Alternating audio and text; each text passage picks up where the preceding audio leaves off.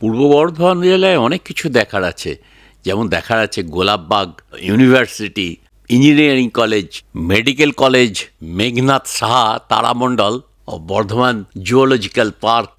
এই পার্কে কত রকম পশু পাখি আরও আছে।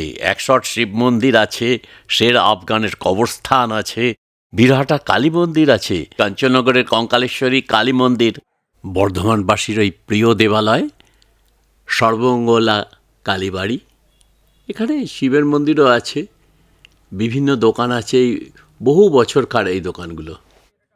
তেমনি আছে শপিং মলস, গার্জেন গেটের কাছেই এই সাইকেল স্ট্যান্ড, গার্জেন গেট, তার পাশেই রামপ্রসাদের শরবত, রেলওয়ে ওভারব্রিজ, আরও কত কি আছে বলে শেষ করা যাবে না। বর্ধমান শহরের 3টে উল্লেখযোগ্য রানী সায়ের, শ্যাম সায়ের, কৃষ্ণ সায়ের। 1990 সালের 22শে ডিসেম্বর কৃষ্ণ সায়ের পার্ক হিসেবে স্বীকৃতি পায়। এই ইকো পার্কটির উদ্বোধন করেন ডক্টর নুরুল হাসান, তদানীন্তন রাজ্যপাল পশ্চিমবঙ্গ সরকার, এবং মঞ্চে উপবিষ্ট যারা আছেন। আর আমি সেখানে ফটোগ্রাফি করেছিলাম। পরবর্তীকালে কৃষ্ণ সায়ের ইকো পার্কে প্রায় আসা যাওয়া আমাদের ছিল। ক্রমশ আমাদের যেমন পরিবর্তন হতে শুরু হলো, ইকো পার্কের রূপও ধীরে ধীরে পরিবর্তনের দিকে এগিয়ে চললো। আজ আমরা স্কুটি নিয়ে চলে এলাম কৃষ্ণ সায়ের লেক বা পার্ক যাই বলো, গোলাপবাগে।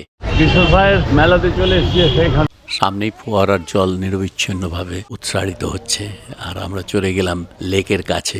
এই দৃশ্য সত্যি খুব সুন্দর।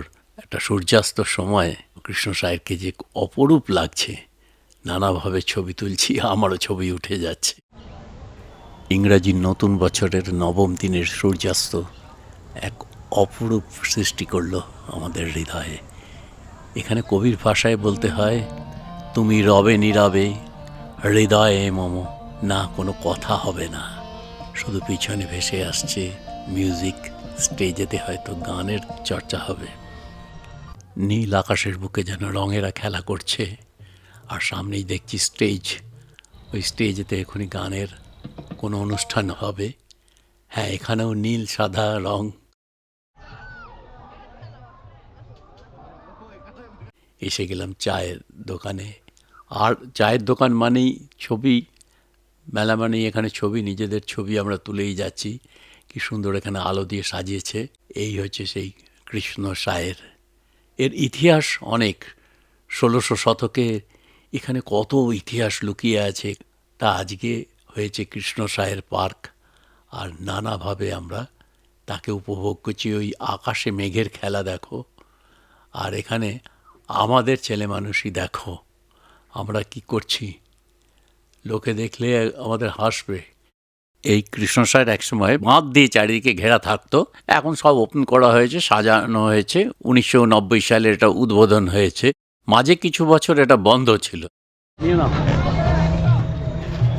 গরম ভাইয়া, টাটকা ভাইয়া গরম। হাড়ি মোচমোচে খাবেন, টাটকা ভাইয়া। কৃষ্ণ সায়ের চারদিকে প্রচুর ব্যাপারী এসেছেন, তাদের দোকান নানাভাবে সাজিয়েছেন, আর প্রচুর হট্টগোল হচ্ছে, প্রচুর আওয়াজ হচ্ছে। সেটাকে কমিয়ে রাখা হয়েছে। কোনো কোনো সময় নীরবতাই শ্রেষ্ঠ ভাষা। নাগরদোল্লা দেখো, সে ছবি কথা বলে দিচ্ছে। এই স্টলটায় ব্যাম্বো চিকেন হচ্ছে, আর ঠিক এর অপোজিটে দেখো হালাল চিকেন। অদ্ভুত সংমিশ্রণ। সন্ধ্যা ঘনিয়ে এসেছে। কৃষ্ণ সায়ের চারদিকে কেমন আলোকসজ্জায় সেজে উঠেছে।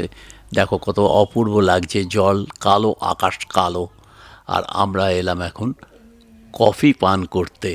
তোমরা বলবে কফি শপ, আমরা বলি চলো একটু কফি খেয়ে আসি। অনেক বছর আসতে পারিনি, কিন্তু এসে দেখছি সেই একই জিনিস ঠিক এইভাবেই আজ থেকে প্রায় 15-20 বছর আগে ব্যাপারীরা সাজিয়ে রাখতেন। স্টল এইভাবে সাজানো হতো, যেমন ছিল তাই। এতে খুব একটা কিছু নতুনত্ব দেখলাম না। এইভাবেই মেয়েদের অলংকার নানা রকম। আজও মেলায় এইভাবেই কেনাকাটা চলছে। নানা রকম গোল্ড প্লেটেড বা সামথিং কিছু জিনিস, এইগুলো আমি অত বুঝি না। এইগুলো প্রচুর আমদানি হয় এবং মেয়েরা এগুলো প্রচুর কেনে, এবং যিনি দেখাদেখি করছেন তিনি তো কিনছেন, আরও কিনবেন, ওনারাও দেখাচ্ছেন। তবে এখানে নতুন জিনিস যেটা, ঠিক আমাদের একটা নতুনত্ব হয়েছে, যেটা এই যে একসাথে সব ছবি তোলা, এইটা একটা পরিচিতি হয়ে থাকে। অন্য একটা দোকানে আসা হলো, আবার এখানেও কিছু কেনা হলো। এই কেনাকিনি চলতে থাকলো। দেখো ঠিক আছে, খুলতে হবে না, খুলতে না হবে না। খুলে দেখো এটা দেখো না যে হাতিটা আছে। ঠিক। মেলায় অনেক প্রান্তিক শিল্পীরা আসেন।